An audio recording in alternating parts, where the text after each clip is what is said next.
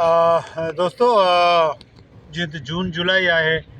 जून जुलाई जो मतिलबु आहे त जेको सीज़न आहे ऑफ हूंदी आहे। जेके माहीगीर मला मीर बहर या जेको नाखो आहे मच्छी जी शिकार ते वेंदा आहिनि त उहो सॼो सिस्टम बंदि थी वेंदो आहे। ख़ासि तौर ते त साना झींगा जेके आहिनि उन्हनि ते पाबंदी आहे, पर उन सां गॾोगॾु हर क़िस्म जी मच्छी जेको आहे जून जुलाई में बचो करे थी, बचो ॾिए थी तिमिर जे पहाड़नि में या क्रीक्स जे अंदरि।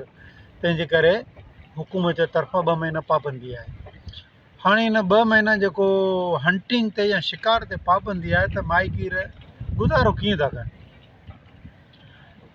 ज़ाहिर आहे पेट नथो छॾे ऐं बचा बि आहिनि ऐं फैमिली आहे, उनखे बि ज़िंदा रखिणो आहे या उनखे बि खाधो पीतो खाराइणो आहे। त हिकिड़ो त नंढा होड़ा आहिनि जेके उहे रछ खणी वञनि था, जंहिंखे मंझोर या अंदरून साइड में वञी थोरी घणी मच्छी करे गुज़ारो कनि था। ॿिया वरी त उन फैमिलीअ मां कुझु नौजवान जेके आहिनि उहे फैक्ट्रियुनि ॾांहुं बि वञनि था ऐं के उते वञी कारोबार ड्यूटी कनि था फैक्ट्री में।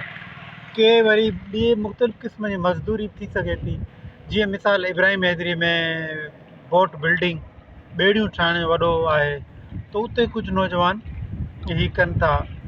अॼुकल्ह अञा सुठी ॻाल्हि आहे उन सां त कुझु पंहिंजा ॻोठाणा जेके हथ गाॾियूं आहिनि उन्हनि ते जेको सब्ज़ी आहे, ख़ासि तौर ते पटाटा आहिनि, बसर आहे, टमाटा आहिनि, मिर्च आहिनि, धाणा वग़ैरह सब्ज़ी जेका आहे उहो विकिणनि पिया। ऐं कुझु दोस्त जेके आहिनि उहे अंबनि जी सीज़न आहे, तंहिं करे अंब बि विकिणनि पिया। हाणे कंहिं ज़माने में त इब्राहिम हैदरीअ में जेके आहिनि औरतूं घर ताईं महदूदु हुयूं, पर हाणे माशाअल्लाह उहे पढ़ियल लिखियल त कुझु जॉब्स कनि थियूं, ड्यूटी कनि थियूं। के औरतूं वरी फैक्ट्रियुनि में बि कमु कनि थियूं, के वरी मुख़्तलिफ़ डिफेंस आहे, क्लिफ्टन आहे या शहर जे मुख़्तलिफ़ इलाइक़े में उते बंगलनि ते बि कमकार कनि थियूं।